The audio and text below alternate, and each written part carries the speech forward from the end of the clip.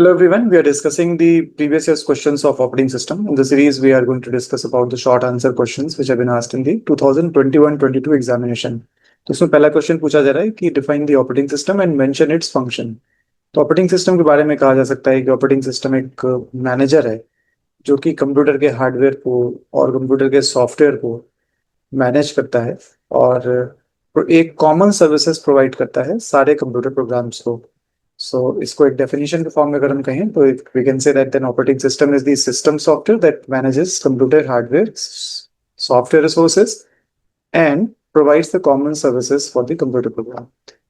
ये हमारे लिए लिस्ट आउट करना जरूरी है कि ऑपरेटिंग सिस्टम एक सिस्टम सॉफ्टवेयर है।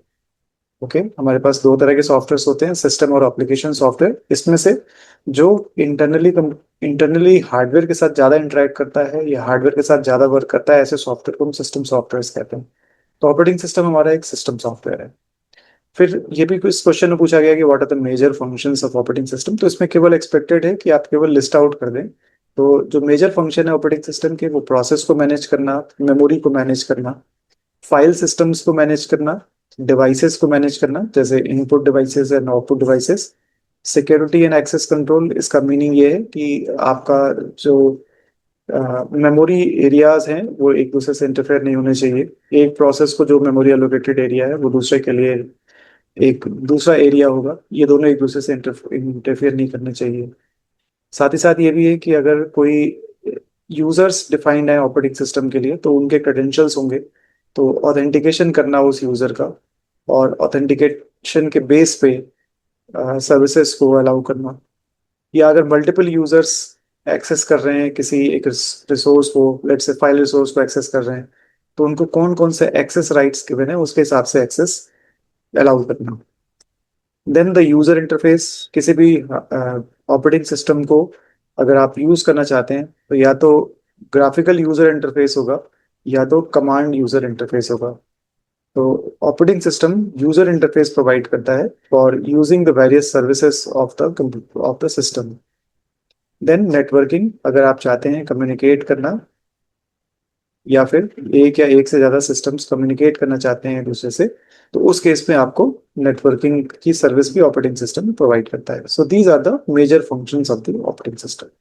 तो नेक्स्ट क्वेश्चन यहाँ पूछा जा रहा है, briefly define the real time operating system. तो रियल टाइम ऑपरेटिंग सिस्टम का सिंपल से मीनिंग क्या है कि हमने एक ऐसा ऑपरेटिंग सिस्टम डिजाइन करना है जो कि किसी एक ऐसी इवेंट्स के लिए डिजाइन किया गया है जो कि एक टाइम फ्रेम के अंदर परफॉर्म हो जानी चाहिए। अगर वो उस टाइम फ्रेम के अंदर परफॉर्म नहीं होगी तो या तो उससे बहुत ज्यादा लॉस होने वाला है या फिर वो फेल हो जाएगा। फॉर एग्जाम्पल, एक मान लीजिए कि मेडिकल इमेजिंग सिस्टम है जिसमें एमआरआई किया जा रहा है। तो एमआरआई की जो मशीन्स हैं उससे जो आउटपुट आएगा, वो आउटपुट लेने के लिए जो हम इमेजिंग करते हैं, अगर उसमें फ्रैक्शन ऑफ सेकेंड का भी डिफरेंस होगा तो इमेज जो आएगी वो ब्लर आएगी या वो फीचर्स उस इमेजेस में नहीं आएंगे जो एक्सपेक्टेड है। तो इसलिए ऐसा ऑपरेटिंग सिस्टम जो कि डिजाइन किया गया है कि उन इवेंट्स के लिए जिनका गारंटीड टाइम फ्रेम में हो जाना कंपलसरी है, तो ऐसे ऑपरेटिंग सिस्टम को रियल टाइम ऑपरेटिंग सिस्टम कहेंगे। तो इसको डेफिनेशन के फॉर्म में अगर हम देखें तो real time operating system is a type of operating system design to process data and events within the given or guaranteed time frame. It is used in the system where timing and deadlines are critical. एक और इसका example ले सकते हैं, जैसे let's say हमें एक satellite launch करनी है। तो सैटेलाइट अगर लॉन्च करनी है तो सैटेलाइट लॉन्च करने के लिए जो ऑपरेटिंग सिस्टम डिजाइन करेंगे उसके पैरामीटर्स इस तरह से सेट होने चाहिए जिसमें फ्रैक्शन ऑफ सेकेंड भी इंपॉर्टेंट है, और अगर फ्रैक्शन ऑफ सेकेंड का भी अगर डिफरेंस आएगा तो उस केस में ये जो सैटेलाइट लॉन्च की गई है वो फेल हो जाएगी। इसलिए इस टाइप के जो सिस्टम्स होंगे वो सारे के सारे रियल टाइम ऑपरेटिंग सिस्टम के एग्जांपल होंगे। दूसरा, हमने मेडिकल इमेजिंग सिस्टम का भी एग्जांपल यहाँ पे लिया है। ओके, इसकी की कैरेक्टरिस्टिक्स क्या होंगी या की फीचर्स क्या होंगे ऑपरेटिंग सिस्टम के, रियल टाइम ऑपरेटिंग सिस्टम के, कि इसका बिहेवियर डिटर्मिनिस्टिक होगा। It means that it guarantees response within a specific time. दूसरा, इसका रियल टाइम शेड्यूलिंग होगा, user priority based scheduling to meet the deadlines. तो इसमें हमें प्रायोरिटी डिसाइड करना पड़ेगा। अगर बहुत सारे ऑपरेशंस हो रहे हैं या बहुत सारे एक्टिविटीज हो रहे हैं तो उसमें प्रायोरिटीज डिफाइंड है और उस प्रायोरिटीज के हिसाब से हमें डेडलाइंस भी मीटअप करना है। नो मिनिमल लेटेंसी इसका मतलब है कि कोई भी अगर अगर इवेंट होगी तो एक्सटर्नल इवेंट के कॉरस्पॉन्डिंग जो रिस्पॉन्स हमारा होगा वो एक मिनिमल लेटेंसी के साथ परफॉर्म होगा। Then multitasking with predictability, it means that it runs multiple tasks with precise timing control. सभी चीजें या जो इसके सारे के सारे जो फीचर्स हैं वो टाइम पे ही डिपेंडेंट है। तो अगर हम मल्टीटास्किंग की बात भी कर रहे हैं तो वो मल्टीपल जो टास्क हैं वो प्रिसाइज टाइम के हिसाब से कंप्लीट होंगे या रन होंगे। Reliability and stability, it means that it is crucial for systems that run 24/7। बहुत सारे ऐसे सिस्टम्स हैं जिनको लगातार चलते रहना होता है, तो उस केस में ये रिलायबल होने चाहिए ऐसे सारे के सारे systems. For example weather forecasting system अगर जो हमारा है, वेदर फोरकास्टिंग सिस्टम हमेशा वर्क करता है, या जो सिस्टम है वो लगातार चलता रहता है। तो ये जो वेदर फोरकास्टिंग वाला जो सिस्टम होगा वो भी आरटीओएस सिस्टम होगा, और इसको हम स्टॉप नहीं करेंगे, या इन सिस्टम्स को ये लगातार 24/7 चलते रहेंगे। So the next question is that what do you mean by the concurrent processes? तो meaning of the concurrent process will be कि concurrent process का simple से meaning क्या है कि एक से ज्यादा processes हमारे run हो रहे हैं simultaneously। और ये ऐसा भी हो सकता है कि हमारे पास एक प्रोसेसर है और उसके मल्टीपल कोर्स है और मल्टीपल कोर्स पे मल्टीपल प्रोसेसेस रन हो रहे हैं। दूसरा ऐसा भी हो सकता है कि हमारा सिंगल कोर्स प्रोसेसर है और उसमें बहुत जल्दी जल्दी टाइम शेयरिंग मैनर में इन प्रोसेसेस ये सारे प्रोसेसेस एग्जीक्यूट हो रहे हैं।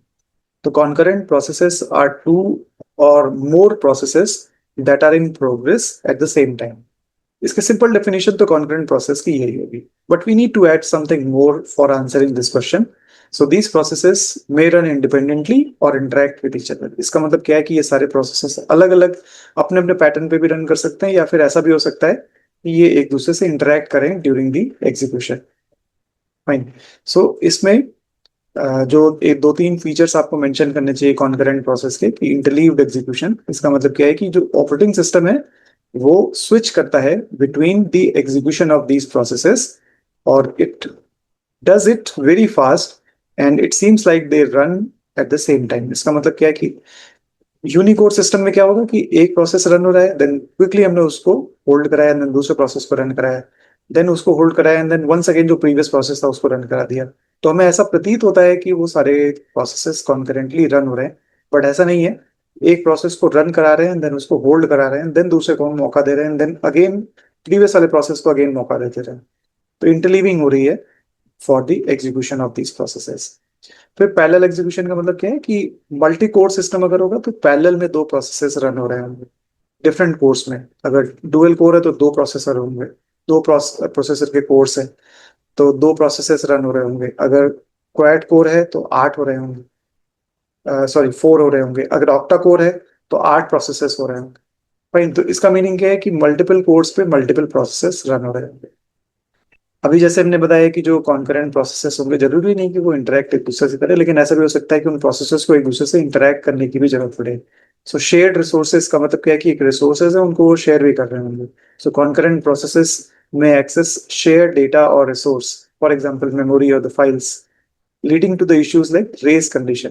रेस कंडीशन का सिंपल सा मीनिंग ये है कि दोनों में कंपटीशन हो रहा है। अगर दो प्रोसेसेस हैं और एक ही रिसोर्स के लिए अगर compete कर रहे हैं तो इसका मतलब कि दोनों में एक रेस चल रही है, और उस रेस में जो विन करेगा उसको जो है उस रिसोर्स को यूज करने का मौका मिलेगा। So this answers the question C. Question number D ये पूछ रहा है कि define seek time and latency time. तो सीक टाइम और लेटेंसी टाइम को समझने के लिए लेट्स से कि हमारे पास एक हार्ड डिस्क का स्ट्रक्चर, हार्ड डिस्क की एक प्लेटर है। प्लेटर का मतलब एक डिस्क है और इसमें कॉन्सेंट्रिक सर्कल्स है जिसको हम ट्रैक्स कहते हैं। तो these are the tracks, concentric circles. अब क्या है कि रीड राइट हेड है, और ये जो रीड राइट हेड है वो इन एंड आउट मूव कर रहा है। ये अंदर जा रहा है और बाहर आ रहा है, अंदर जा रहा है और बाहर आ रहा है, और इसका संपर्क इन ट्रैक से हो रहा है। फाइन। तो ये जो हमारा रीड राइट हेड है कितने टाइम में किसी एक डिजायर ट्रैक पे पहुंच जाएगा। तो the time required for the read write head to reach to the desire track, इसको हम कहते हैं this is the seek time. Okay. तो द सीक टाइम इज कि कितने टाइम में हमारा जो रीड राइट हेड है वो डिजायर्ड ट्रैक पे पहुंच जाएगा, क्योंकि हमारा डेटा किसी एक ट्रैक पे पड़ा होगा। नाउ जो दूसरा पार्ट इसका है वो कह रहा है कि लेटेंसी टाइम, आप बताइए क्या होता है। तो जो भी ट्रैक्स होते हैं उनको हम छोटे छोटे सेक्टर्स में डिवाइड करते हैं। यूजुअली इन सेक्टर्स का जो साइज होता है वो 512 बाइट्स होता है। और ये जो डिस्क होती है हमारी, वो रोटेट करती है, कंटिन्यूअसली रोटेट करती है। कुछ डिस्क जो है वो 3600 आरपीएम पे, मतलब रेवोल्यूशन पर मिनट पे रोटेट करती हैं, और कुछ डिस्क ऐसी होती हैं जो 5400 रेवोल्यूशन पर मिनट पे रोटेट करती हैं। तो ये जो रीड राइट हेड है वो किसी डिजायर्ड सेक्टर के टच में कितना कितने टाइम पे आएगा, वो हमारा लेटेंसी होता है या लेटेंसी टाइम होता है। इसको हम रोटेशनल लेटेंसी भी कहते हैं। This is also called the rotational latency.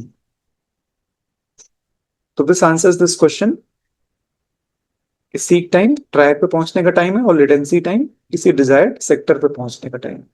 Next question, जो ई क्वेश्चन है वो पूछ रहा है कि what why do we need the और what do we need scheduling. ये क्वेश्चन गलत लिखा हुआ है, it should be why do we need scheduling. अब शेड्यूलिंग को समझने का, या तो हम इसको सीपीयू शेड्यूलिंग शेड्यूलिंग से समझ लें, या फिर हम इसको डिश शेड्यूलिंग से समझ लें। तो दोनों तरीके से हम इसको समझने की कोशिश करेंगे। तो शेड्यूलिंग का सिंपल सा मीनिंग क्या है कि अगर हम सीपीयू शेड्यूलिंग की बात कर रहे हैं, तो जो प्रोसेसेस हैं वो सीपीयू पे इस तरह से शेड्यूल हो जिससे कि हम फेयरनेस प्रोवाइड कर सके प्रोसेसेस को, प्रोसेस के एग्जीक्यूशन में फेयरनेस प्रोवाइड कर सके। और इसका ये भी नीड है कि जो हाई प्रायोरिटी प्रोसेसेस हैं, वो हाई प्रायोरिटी प्रोसेसेस जो हैं वो टाइमली एग्जीक्यूट हो जाएं, जिससे कि सिस्टम की परफॉर्मेंस अफेक्टेड ना हो। दूसरा ये भी है कि इस तरह से शेड्यूलिंग हो जिससे कि परफॉर्मेंस इंप्रूव हो। परफॉर्मेंस का सिंपल सा मीनिंग क्या है कि थ्रूपुट इंप्रूव हो जाए, कि यूनिट टाइम में ज्यादा से ज्यादा प्रोसेसेस हमारे कंप्लीट हो पाए। तो सीपीयू शेड्यूलिंग का ये रीजन हो सकता है, या सीपीयू शेड्यूलिंग के ये रीजन से, जिस रीजन से हम सीपीयू शेड्यूलिंग करना चाहेंगे। नाउ अगर हम डिस्क शेड्यूलिंग की बात करें, तो डिस्क शेड्यूलिंग में हम ऐसा कह सकते हैं कि हमारे पास डिस्क शेड्यूलिंग में अलग अलग ट्रैक्स पे हमारी रिक्वेस्ट होंगी, और हमें इन रिक्वेस्ट को सेटिस्फाई करना है।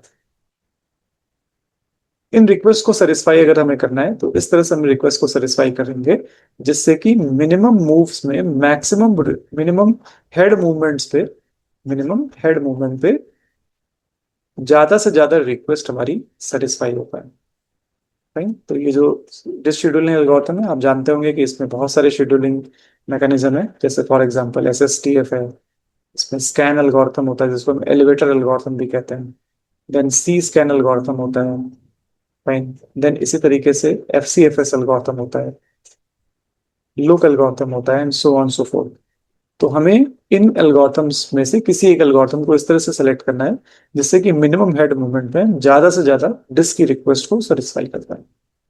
नेक्स्ट क्वेश्चन है कि explain the what are the performance criteria in the CPU scheduling. तो सीपीयू शेड्यूलिंग अगर हम कर रहे हैं तो किस पर्पज से हम सीपीयू शेड्यूलिंग कर रहे हैं, और परफॉर्मेंस क्राइटेरिया क्या होगा, किस तरह से हम इवेलुएट करेंगे। तो जो हम सीपीयू शेड्यूलिंग कर रहे हैं उसमें सबसे इंपॉर्टेंट चीज है कि एवरेज टर्न अराउंड टाइम हमारा मिनिमम होना चाहिए। टर्न अराउंड टाइम का मतलब ये होता है कि एक प्रोसेस कितना टाइम स्पेंड करता है सिस्टम में।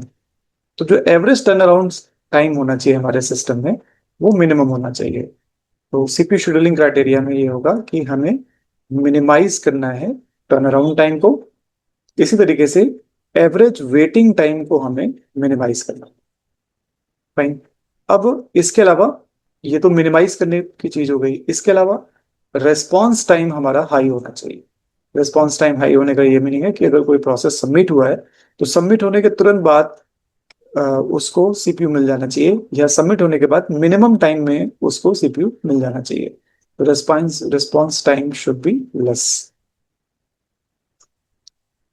एक और क्राइटेरिया है कि सिस्टम का थ्रूपुट मैक्सिमाइज करना चाहिए। थ्रूपुट का मीनिंग क्या है कि यूनिट टाइम में कितने प्रोसेसेस एग्जीक्यूट हो रहे हैं, तो ये हमारा टर्म मैक्सिमाइज होना चाहिए। मैं इसको रिपीट करता हूँ कि हम सीपीयू शेड्यूलिंग कर रहे हैं, तो सीपीयू शेड्यूलिंग के लिए परफॉर्मेंस क्राइटेरिया क्या होगा कि मिनिमम टर्न अराउंड टाइम होना चाहिए, मिनिमम एवरेज वेटिंग टाइम होना चाहिए, रेस्पॉन्स हाई होना चाहिए या मिनिमम रेस्पॉन्स टाइम होना चाहिए, और थ्रूपुट हमारा मैक्सिमाइज होना चाहिए। तो these are the four criterias for the CPU scheduling. So now next question is explain the logical address space and physical address space diagrammatically. तो इसको समझने के लिए मान लीजिए कि सीपीयू एक एड्रेस इश्यू करता है और सीपीयू जो एड्रेस इश्यू करता है किसी भी प्रोसेस के एक इंस्ट्रक्शन को एग्जीक्यूट करने के लिए सीपीयू एक एड्रेस इश्यू करेगा या रीड करने के लिए, और ये जो एड्रेस इश्यू करेगा that will be logical address. Logical address is the address with respect to the program process, not program, the process. तो मान लीजिए कि आपके पास एक प्रोसेस है और ये जो प्रोसेस है लेट से वो 16 बाइट का प्रोसेस है. ये जो प्रोसेस अगर 16 बाइट का है तो इसके किसी भी एक बाइट को एक्सेस करने के लिए जो एड्रेस होगा वो 4 बिट का होगा. क्यों 4 बिट का होगा? क्योंकि 16 को हम लिख सकते हैं 2 raised to the power 4. तो ये जो 4 है बता रहा है कि 4 बिट का एड्रेस होगा and so on so fourth. Last address जो इसका होगा वो 1111. तो जो सीपीयू है अगर इस प्रोसेस के किसी एक इंस्ट्रक्शन को एग्जीक्यूट करना चाहता है तो उसके लिए जो एड्रेस इश्यू करेगा वो 4 बिट का एड्रेस इश्यू करेगा और ये सारे addresses 0000, 0001, 0011 and so on so forth up to 1111 अगर हम इसको एक सेट में रख लें तो हम कहेंगे कि this is actually the logical address space. This is the logical address space. किसी भी प्रोसेस को एग्जीक्यूट करने के लिए जरूरी है कि ये प्रोसेस हमारा रैम में हो. तो लेट्स से कि हमारे पास एक रैम है और इस रैम में हमारा प्रोसेस एकोमोडेट होगा और सीपीयू इस रैम से किसी प्रोसेस के इंस्ट्रक्शन को रीड आउट करेगा. तो लेट्स से कि हमारा जो रैम है वो 256 बाइट्स का है. 256 बाइट्स मतलब 2 raised to the power 8 bite का. तो इसके जो एड्रेसेस होंगे वो 8 बिट के एड्रेसेस होंगे और 8 बिट के जितने भी एड्रेसेस 256 डिफरेंट एड्रेसेस जो हमारे पॉसिबल होंगे अगर हम उसको एक सेट में रख लें तो हम कहेंगे कि this is the physical address space. So this is actually the physical address space. तो एड्रेस स्पेस क्या हो गया कि डिफरेंट एड्रेसेस का कलेक्शन को हम एड्रेस स्पेस कहेंगे. अगर हम किसी प्रोसेस के रिस्पेक्ट में इसको रेफर कर रहे हैं तो वो लॉजिकल एड्रेस स्पेस हो गया और अगर हम रैम के रिस्पेक्ट में उस एड्रेस को रेफर कर रहे हैं तो वो फिजिकल एड्रेस स्पेस हो गया. So this answers question number G. Next question is explain in brief about multi programming with fixed partition. So multi programming with fixed partition का सिंपल सा मीनिंग क्या है कि हमने पार्टीशंस फिक्स साइज के पहले से ही क्रिएट कर दिए हैं. तो इसमें दो तरह के पार्टीशंस पॉसिबल हैं. एक है इक्वल साइज पार्टीशन जिसमें मेमोरी लेट्स से कि हमारे पास 1 MB की मेमोरी है तो इस 1 MB का मतलब 1024 बाइट्स हो गया.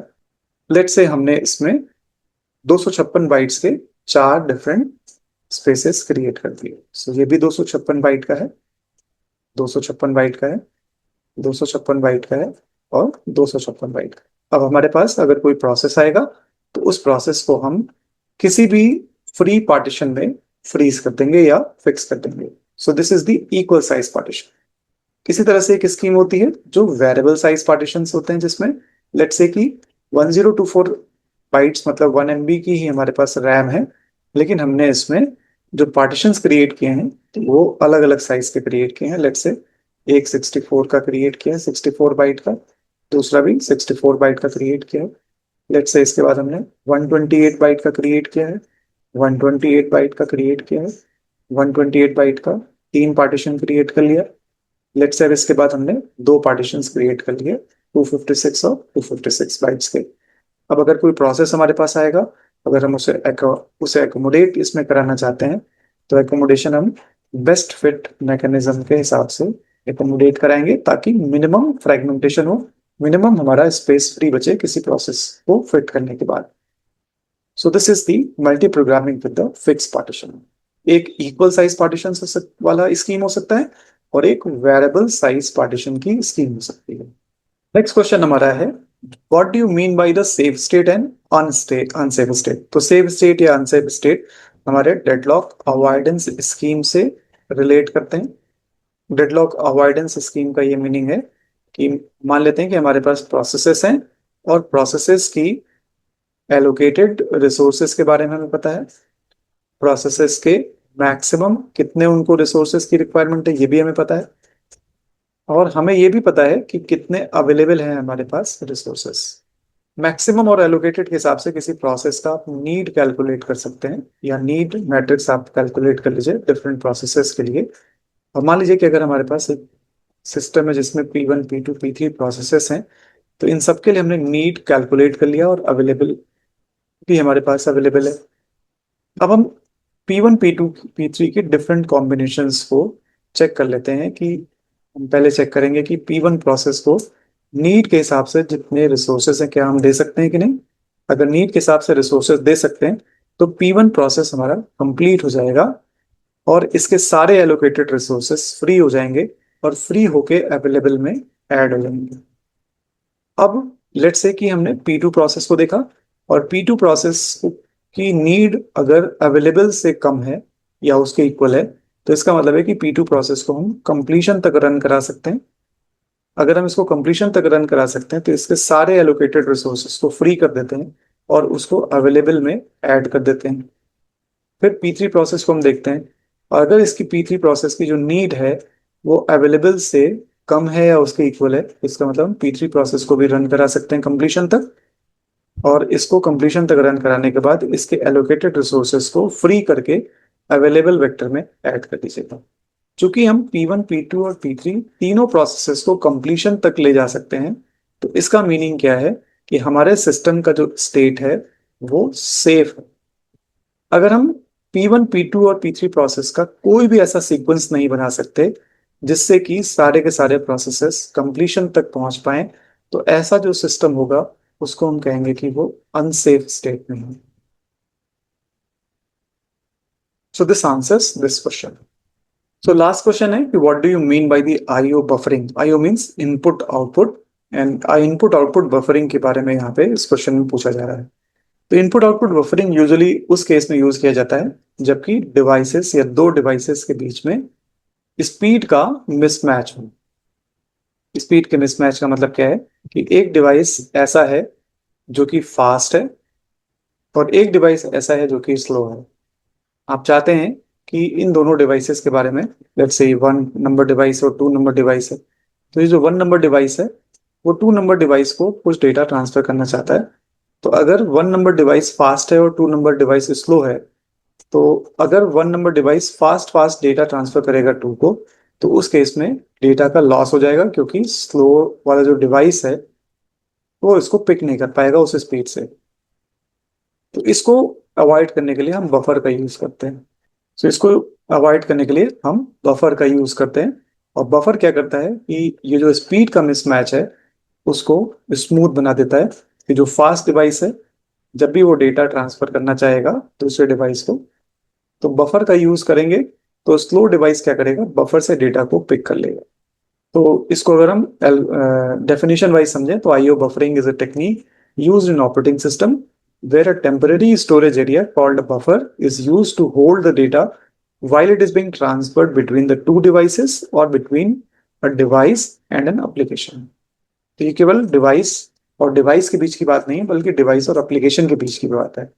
हो सकता है कि एप्लीकेशन फास्ट हो और डिवाइस स्लो हो, या फिर ऐसा भी हो सकता है कि डिवाइस स्लो हो और एप्लीकेशन फास्ट। तो we are using this IO buffering for speed mismatch और एफिशिएंट डेटा ट्रांसफर, और वेटिंग टाइम को कम करने के लिए भी हम इसका यूज कर रहे हैं। वेटिंग टाइम को कम करने का मीनिंग क्या है कि लेट्स से कि एक स्लो डिवाइस है जो कि किसी फास्ट डिवाइस को डेटा ट्रांसफर कर रहा है। तो स्लो डिवाइस अगर फास्ट डिवाइस को डेटा ट्रांसफर कर रहा है तो स्लो डिवाइस अपनी स्पीड से फास्ट डिवाइस को डेटा देगा। कुछ देर स्लो डिवाइस देगा, फास्ट डिवाइस उसको जल्दी से पिक कर लेगा, देन उसको वेट करना पड़ेगा। फाइन। तो इसलिए भी हम आईओ बफरिंग का यूज करते हैं ताकि जो फास्ट डिवाइस है उसको वेट ना करना पड़े, या फिर अगर वो वेट कर रहा है तो उस बीच में कोई और एक्टिविटी परफॉर्म कर सके। So this is the IO buffering. So I hope आपको इस लेक्चर में समझ में आया होगा कि आपको शॉर्ट आंसर टाइप के क्वेश्चन में कितना लिखना है किसी क्वेश्चन को आंसर देने के लिए। हम लोग एक नए वीडियो में फिर से मिलेंगे जिसमें किसी और ईयर के क्वेश्चन को, शॉर्ट आंसर टाइप के क्वेश्चन को हम लोग सॉल्व करेंगे। So please like this video and subscribe to my channel, and please keep watching for more content related to operating system PYQs.